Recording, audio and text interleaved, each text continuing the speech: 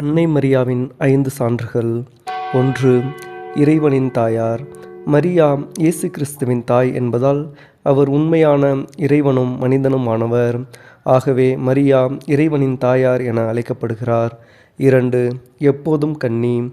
மரியா இயேசுவை கருவுற்றதற்கு முன்பும் காலத்திலும் காலத்திலும் பிறந்த பிறகும் எப்போதும் கன்னியாகவே இருந்தார். 3. மாசற்ற கருவுறுதல்.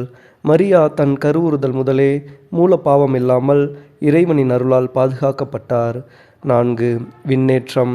மரியா தனது வாழ்நாள் முடிவில் உடலும் ஆன்மாவும் சேர்ந்து விண்ணுக்கு எடுத்துக்கொள்ளப்பட்டார். 5. இரட்சகரின் இணைப்பணி. மரியா ஆமேன் என்று கூறி இறைவனின் திட்டத்தில் முழுமையாக இணைந்து இயேசுவின் இரட்சிப்பு பணியில் சிறப்பான பங்கு வகித்தார். ஜெபம். மரியாளின் வாழ்க்கை முழுவதும் இறைவனுக்கு கீழ்ப்படிதல் மற்றும் தாழ்மையின் சாட்சியாக வாழ்ந்தார். நாமும் அவ்வாறு வாழ முயற்சிப்போம். ஆமேன்.